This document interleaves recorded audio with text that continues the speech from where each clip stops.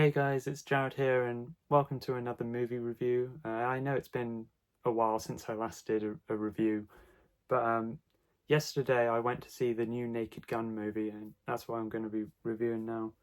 And I'd just like to say I am a big fan of this franchise. I love the original trilogy of movies and also the TV show Police Squad, which is where what the movies were based off, where the characters originated from. This was a hilarious series, and the original movies were hilarious as well. I did review the original films a while ago, and I think back then I did say that the second one was my favourite. I think I've changed my mind since then. Now I'd say the first one is my favourite, but I still think all three of them are hilarious. So yeah, I had interest in seeing this movie. For a while when I heard about it, I was curious, but also kind of a bit skeptical. But after hearing so many positive things about the movie, that made me even more excited to see it. Yeah, so this one stars Liam Neeson playing the son of Frank Drebin Jr., and it's kind of a bit odd in that, this can't be the son that was born at the end of the third movie. At the end of the third movie, Frank Drebin does become a father, and he can't be that kid because he was born in 1994. So, and obviously Liam Neeson is much older than that. And I know you could say it could be a son that he had previously. And yeah, to be fair, Liam Neeson is old enough, or young enough to be Leslie Nielsen's son. But the thing is, considering that in the third film, Frank Drebin becomes a father, you would have thought that it would come up that he had a son before. And also in the third film, when he writes a letter to Jane and he mentions Frank Drebin, he mentions Frank Jr., which presumably that would be what they would name their kid. And that's what Liam Neeson's character is called in this. So how could he be the son, that was born then when he's clearly much older? But I kind of like the fact that they're kind of vague about that.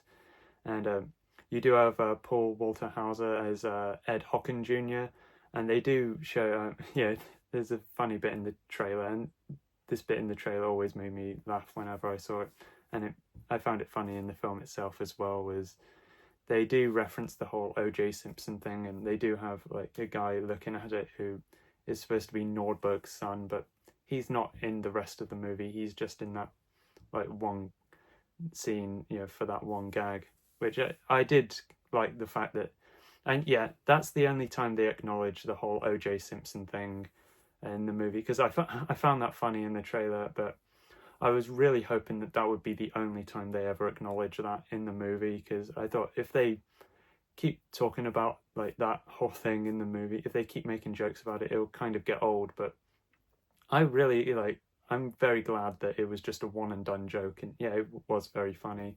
And it was also nice how they honored Leslie Nielsen and showed a photo of him, and they showed a picture of George Kennedy as well, the original Ed Hocken.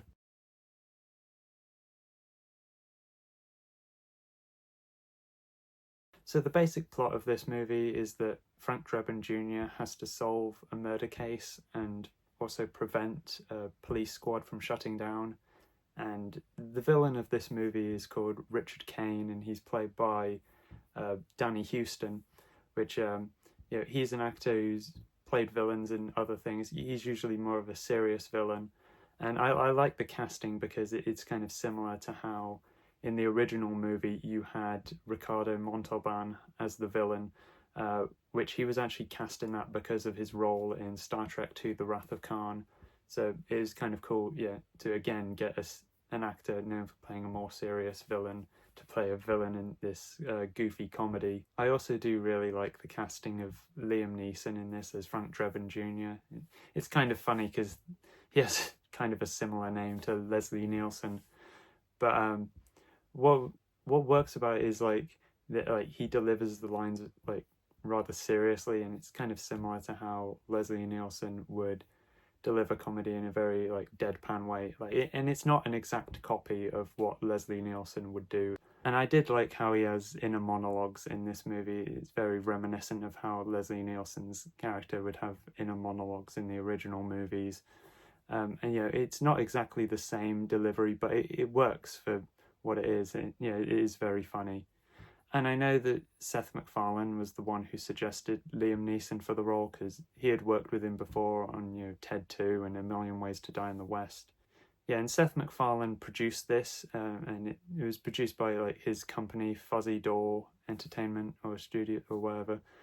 He only produced it. He didn't write it or direct it or anything, which is funny because some of the humor did feel a bit kind of like Family Guy type humor.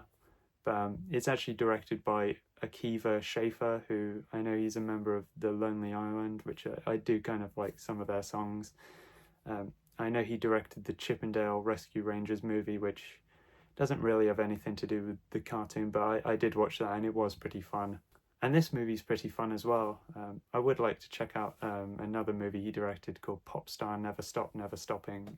I have heard good things about that, and yeah, it does have Andy Samberg in it from The Lonely Island. I also liked Pamela Anderson in this movie as the love interest, Beth Davenport, and I guess she's meant to be kind of similar to Priscilla Presley's role in the original film, but it's not an exact copy of the character. She is quite different, and yeah, she does work very well in this movie as sort of femme fatale. And I did like when they had a romantic montage, which was kind of a throwback to the original movie. In the original movie, they had a romantic montage where playing the song like, "Something tells me I'm into something good." In this one, they have a montage where they play the song like, "Nothing's Gonna Stop Us Now." And yeah, that was a nice throwback. But one thing they added to that scene, which was new, but it was very funny, was when they have the killer snowman in there, and it just made me laugh, and it kind of reminded me of, and it might have been a reference to this actually.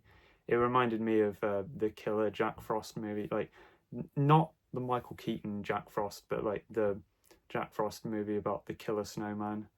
Yeah, that might have been what it was referencing. And yeah, I did find that very funny. I would like to acknowledge the way that David Zucker has kind of reacted to this whole movie.